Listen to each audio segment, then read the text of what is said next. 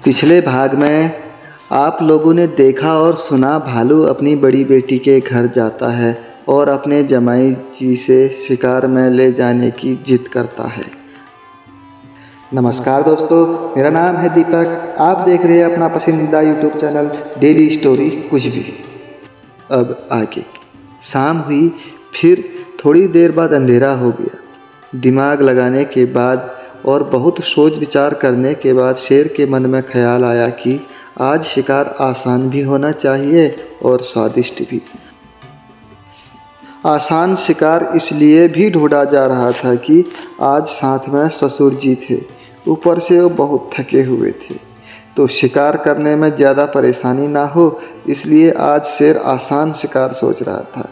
अचानक शेर को याद आया कि बगल गांव में बहुत सारी बकरियां थी और उन लोगों के गौशाले भी पक्के नहीं थे और उनके रक्षक को पिछले हफ्ते ही शेर ने मार दिया था। उन बकरियों का रक्षक झापू नाम का एक कुत्ता था जो बहुत ही बहादुर था, लेकिन फिर भी शेर उसका शिकार करने में सफल रहा। अब शेर बिंदास हो गया, चलो यहाँ तो शिकार आसानी से मिल जाएगा। तो शेर तैयारी करने लग गया। तब तक भालू भी अपनी थकान मिटा चुके थे। शेर शिकार के लिए तैयार होकर अपने आंगन में आया और आंगन में बैठे अपनी पत्नी के कान में थोड़ा फुसफुसाया और शेर की पत्नी हंस दी और शेर ने अपने ससुर भालू से कहा, चलो ससुर जी अब चलते हैं। पत्नी बोली, पापा का ख्याल रखना जी। शेर बोला, तुम चिंता मत करो, मैं हूँ ना। शेर और भालू दोनों शिकार पर चल पड़े। भालू ने शेर से पूछा, अच्छा जमाई जी एक बात बताओ, हम कहाँ जा रहे हैं? तभी शेर बोलता है, सुनो ससुर जी, मेरी बात का ध्यान से सुनो। हम पास के गांव में बकरी का शिकार करने जा रहे हैं, वहाँ इंसानों की बस्ती है। यह सुनकर भालू डर सा गया, लेकिन शेर ने कहा, डरो मत ससुर जी, मैं हूँ ना साथ में। इंसान रात को बाहर बहुत कम आते हैं। और शेर अपना प्लान बताने लगा। शेर ने कहा, आगे आगे मैं जाऊंगा, मेरे पीछे पीछे आप आ जाना।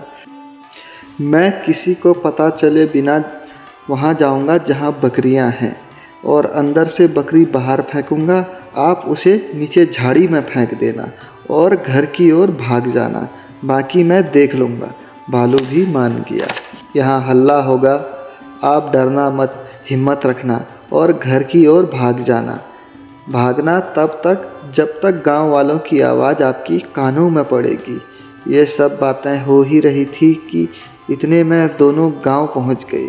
प्लान के हिसाब से शेर ने सूंघकर बकरी वाले घर का पता लगाया और अंदर चला गया। अंदर जाते ही उसने बकरी पकड़ी, बाहर फेंक दी और भालू ने वहाँ से बकरी पकड़ी और नीचे फेंक दी। नीचे झाड़ी में बकरी चिल्लाई, घर वाले जाग गए, हल्ला हुआ, भालू वहाँ से भाग गए। इतने में पूरा गांव जाग गया, सब हल्ला करने लग गए और शोर शराबे के बीच भालू भागता गया जैसे कि शेर ने कहा था। भागते भागते भालू थक गया, एक जगह पर बैठ गया। हल्ला शांत होते ही शेर ने वहाँ से बकरी उठाई। इतनी देर में बकरी मर चुकी थी। दो का हाथ जो पड़ा था, बकरी को तो मरना ही था। भालू सोच ही रहा था कि जमाई जी अभी तक कहाँ रह गए, आए नहीं अभी तक। तभी पीछे से शेर आ गया, कंधे में बकरी रखकर, और बोला, और ससुर जी कैसा रहा शिकार आज का? ससुर जी बोले, आपका तो जमाई जी रोज का काम हुआ, मज़ा तो बहुत आया, लेकिन उम्र ज़्यादा होने की वजह से भागने में थोड़ा परेशानी हुई है। अब बुढ़ापा हुआ। शेर बोला, हाँ ससुर जी, बुढ़ापा है ही ऐसी चीज़ जो किसी को भी कमज़ोर कर देती है। फिर दोनों बातें करते करते घर आए। घर आकर शेर की बीवी ने अच्छे से भोजन बनाया। फिर तीनों ने बैठकर भोजन किया। भालू मन ही मन मुस्कुरा रहा था, घर जाऊंगा, मैं भी अपनी बीवी के साथ शिकार में जाऊंगा। इतने में शेर ने पूछा, क्या हुआ ससुर जी, अकेले अकेले क्यों मुस्कुरा रहे हो? हमें भी तो बताओ, क्या बात है? भालू बोला, कुछ नहीं जमाई जी, मैं तो भोजन के मज़े ले रहा हूँ, बहुत ही स्वादिष्ट भोजन बना है, मज़ा आ गया। दूसरे दिन सुबह होते ही भालू अपनी बेटी और जमाई को अलविदा कहकर घर को चल दिया, यह सोचकर कि वो भी अपनी बीवी को शिकार पे ले जाएगा। वो एक बार के शिकार में अपने आप को एक्सपर्ट मानने लग गया था। घर पहुंचते ही भालू इतना खुश हुआ कि सीधे अपनी बीवी से बोला, तू चल मेरे साथ। बीवी बोली, कहाँ?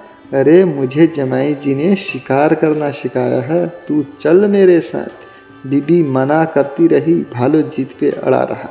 बोला, तुझे मुझ पर भरोसा है कि नहीं है? तू चल मेरे साथ। बीवी, भरोसा तो है, पर बताओ तो सही, चलना कहाँ है, करना क्या है? भालू बोला, तू चल मेरे साथ, रास्ते में बताऊंगा। दोनों मियाँ बीवी शिकार में चल दिए। चलते चलते जैसे जैसे शेर ने भालू को समझाया था, भालू अब अपनी बीवी को समझा रहा था, जैसे कि परफेक्ट शिकारी हो। भालू की बीवी मान गई, मानती नहीं तो क्या करती, लास्ट ऑप्शन वही था। अब जमाई जी ने शिकार रखा है तो मानना तो पड़ेगा ही। भालू भी अपनी पड़ोस के गांव में गया अपनी बीवी को लेकर। अब शेर को तो पता चल जाने वाला था सुनकर कि कहाँ बकरियां रहती हैं, कहाँ क्या रहता है, कहाँ क्या रहता है, लेकिन भालू को कैसे पता चलेगा? फिर एक तो ऊपर से उम्र भी ज़्यादा हो गई ठहरी, सूंघने की शक्ति वैसे ही कम हो गई ठहरी। बीवी तो खैर उसकी पहली बार शिकार में गई थी, तो उसे क्या पता। भालू अपने बीवी से बोला, मैं अंदर जाऊंगा, अंदर से शिकार बाहर फेंकूंगा, तू यहाँ से पकड़ना, नीचे फेंक देना और यहाँ से घर को भाग जाना और रास्ते में मेरा इंतज़ार करना। भालू की बीवी ने कहा, ठीक है जी, जैसा आप बोलते हो वो भी कर देंगे।